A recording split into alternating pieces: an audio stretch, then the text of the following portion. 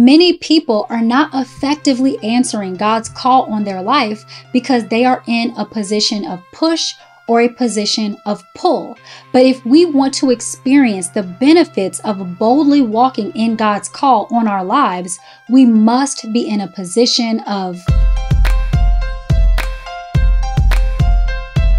Hello, beloved, and welcome to Beloved Women with me, Christina Patterson, where we help women to learn, love, and live God's Word. If you're new here, please be sure to subscribe for new videos each week. And for those of you returning, welcome back. For Beloved Bible studies, daily devotions, study guides, and unlimited ad-free videos to grow your faith, connect with me in the Beloved Women app. I also invite you to join our next Bible study series titled Crazy or Called, as we study the lives of 10 men and women of faith in the Bible to learn how to discover and answer God's call on our lives. Find more information on how to join in the description of this video. As we talk about answering God's call on our lives, I want to focus on what that looks like and how we actually go about answering God's call. God calls different people to do different things. This also means we have different ways that we answer those calls. So in today's video, I want to share with you 3 common ways that people often answer God's call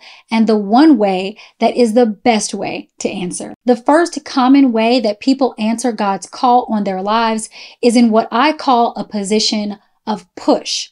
This means that God has told you what He's calling you to do, but you are hesitant to answer for any number of reasons, whether it be fear, doubt, complacency, you name it. And so you may frequently find yourself in a position where God is pushing you to where He wants you to go. Some signs that you are in a position of push are you often overthink what God is calling you to do. People keep asking you when you are going to do what it is you're called to do, and they often wonder why you haven't already done it yet. You struggle with imposter syndrome and question if God made a mistake. The moment you get excited about moving forward in your calling, you immediately are overcome with doubt and insecurity. And finally, the battle with doubt and anxiety that comes with answering the call makes you want to turn back. The challenge for someone in a position of push then is to trust God over your doubt and feelings of inadequacy. If you struggle to trust yourself with this calling, you're going to have to trust God with yourself and what He can do through you in spite of you. The hope that I want to share with anyone in a position of push is Proverbs 3 verses 5 through 6, which says, "Trust in the Lord with all your heart and do not lean on your own understanding. In all your ways acknowledge Him and He will make straight your paths." An example of someone in a position of push in the Bible is Moses. When God approached Moses in the wilderness in Genesis 3 to call him to go and free the Israelites from Egyptian slavery, Moses was hesitant.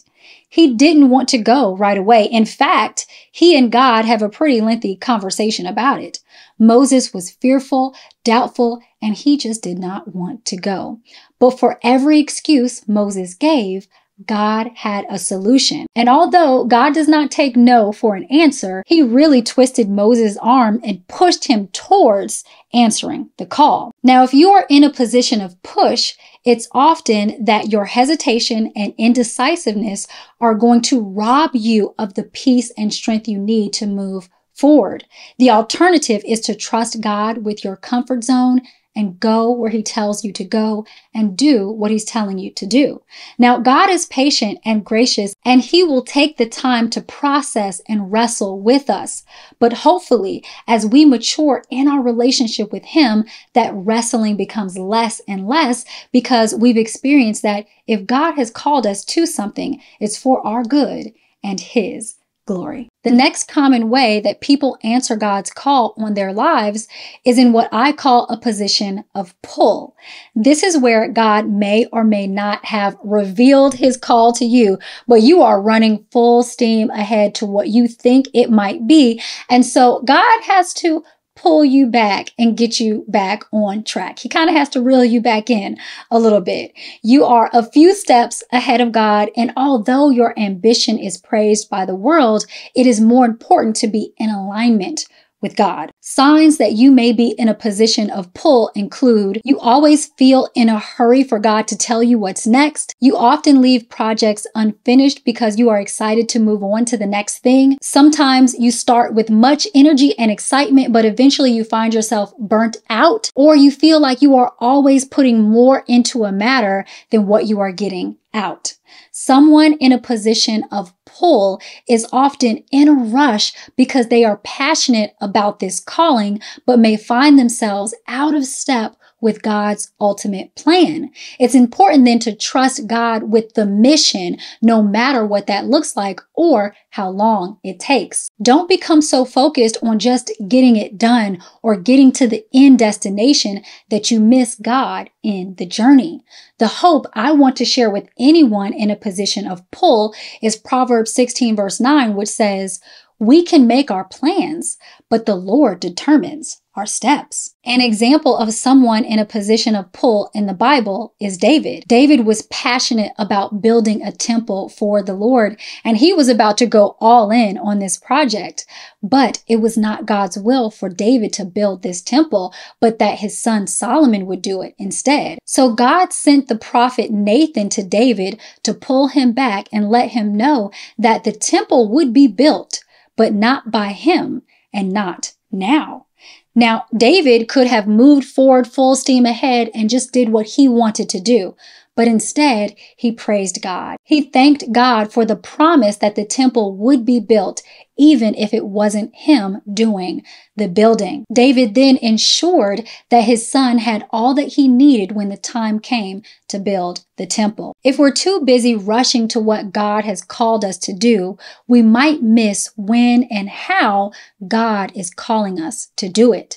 Answering God's call is not just about getting it done as fast as possible, even if we're genuinely excited, but about walking in step with God at His pace to His desired purpose. So the best way to answer God's call is not to be in a position of push or pull, but to be in a position of flow. This is where you are walking in what God called you to do, when He called you to do it, and how He called you to do it. Fear is not slowing you down, and anxiety is not moving you ahead of God by working in your own strength. Flow is where we surrender to God's call, His way, and in His timing. When we are in alignment with God like this, His Spirit becomes like wind beneath our wings and gives us the strength to do what we're called to do. It is in a position of flow where you will operate outside of your capacity because doubt is not slowing you down and you're not relying on your own strength, but God's instead. This is where you become unstoppable. Isaiah 40 verses 29 through 31 says, "He gives power to the faint, and to him who has no might, He increases strength. Even youths shall faint and be weary, and young men shall fall exhausted.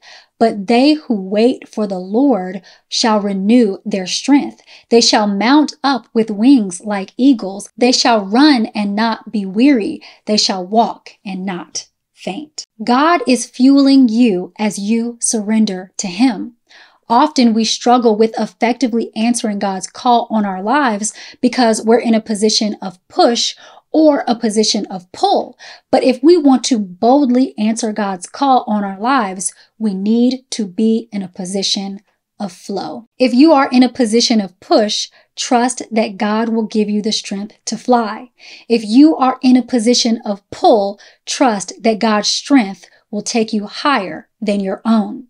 When you find yourself in a position of flow, doing what you were made to do, no more and no less, that's when you start to soar. To help you learn even more about how to confidently answer God's call on your life, I invite you to join our next Bible study series titled Crazy or Called, as we will look at the lives of 10 ordinary people in the Bible called to extraordinary purpose. If you are ready to find the boldness to confidently answer God's call on your life, join now and get the study guide to follow along by visiting the links in the description of this video. If you enjoyed today's video, will you do me a favor and share it with a friend, because You just never know who might need some beloved encouragement today.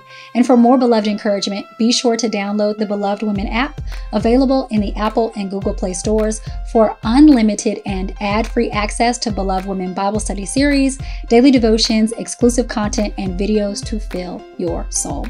I look forward to connecting with you there. As always, thank you so much for watching today. And until next time, be beautiful, be blessed, and be loved.